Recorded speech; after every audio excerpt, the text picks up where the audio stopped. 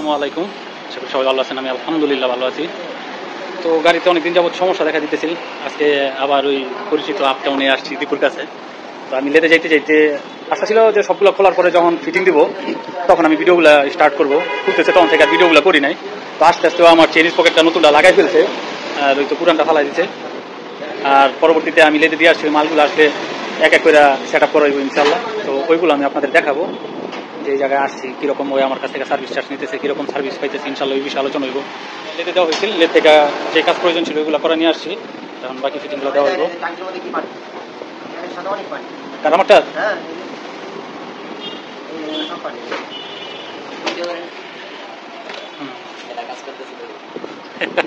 কাজ তো করে বরাবরের মতন নায়কে। আমি আবার গাড়ির যে কোনো প্রয়োজনে বা যে কোনো হেল্পে দীপুর কাছে আসি। আমার এলাকার মিস্ত্রি বা এলাকার যত মানুষই কোন কারোর কাছে আমার যাওয়া হয় না কেন জানি, এটা দীপুর প্রতি আমার আলাদা একটা টান।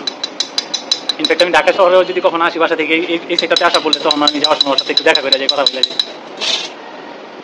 আনার পরে মোটামুটি ওয়াশ শেষ, এখন ফিটিং দেওয়ার পালা। ফিটিং দিবে আর বাইকটা এখন ওই অবস্থাতেই আছে, ইনশাল্লাহ দেখতে দেখতে হয়ে যাবো।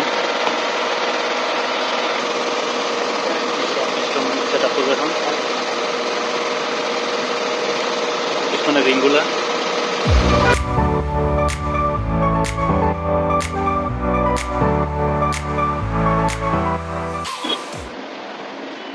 নতুন মোবিল দিতেছে।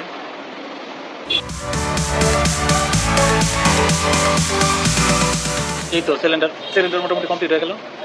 এখন হেড, ওটাতে বেল সিল এগুলো লাগানো হইব। সিল লাগাইলেছ? আচ্ছা, এখন বেল্ট ফিটিং হইতেছে।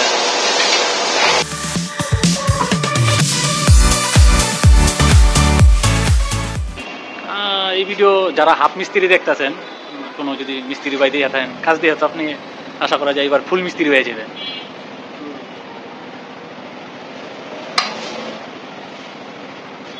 এখন সম্ভবত রোকারগুলো দেবো।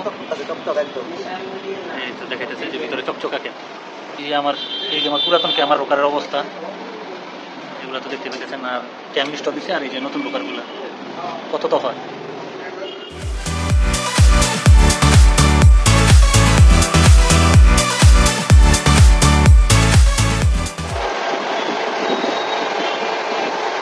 এই তো টাইম নিচে নাইসা করতে একদম ব্র্যান্ড নিউ।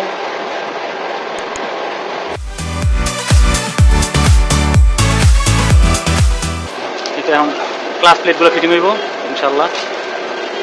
আমার আগের ক্লাস প্লেট মোটামুটি নষ্ট হয়েছিল, অত হয় না, তারপরও রাখি না এইবার আর। তো এই যে এরকম দুই সেট থাকে, এক সেটে দুইটা করে থাকে না, মোট 4 পিস।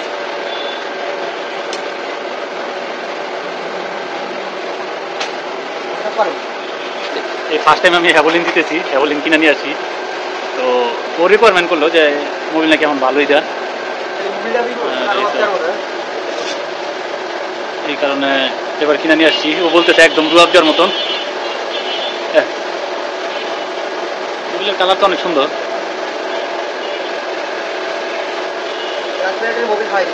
আচ্ছা, আগে ক্লাস প্লেটে মোবিল খাওয়াইতেছে, তারপরে সেট আপ করা হইব। ঠিক আছে, এই তো মোবিল খাওয়া শেষ, খাওয়ানো। এখন এগুলো ফিটিং করা হইব ইনশাল্লাহ। দেখি কীভাবে ফিটিং করা হয়। এর আগে আমি কখনো দেখিনি ক্লাস প্লেট কীভাবে সেট আপ করা হয়।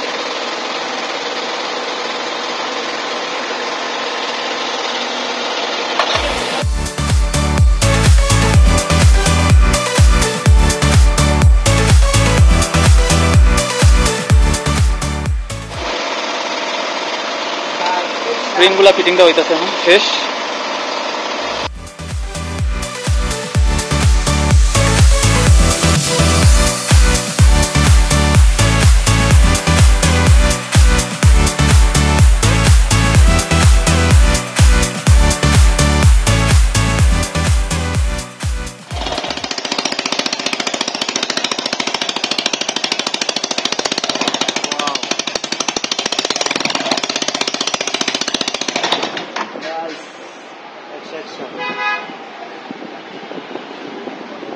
স্টার্ট হইলো,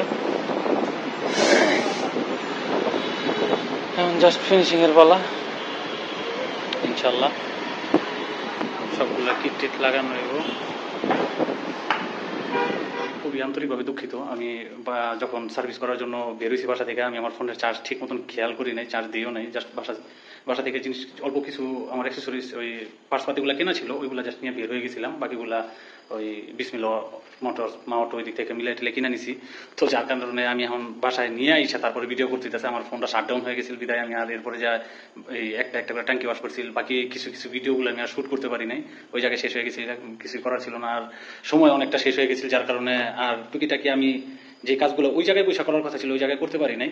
ওইগুলা বাসায় নিয়ে আসছি, এখন বসে বসে ইনশাল্লাহ করবো। তো আমি তার জন্য আন্তরিকভাবে দুঃখিত। বাকিটুকু আমি ওই জায়গায় দেখাইতে পারলাম না।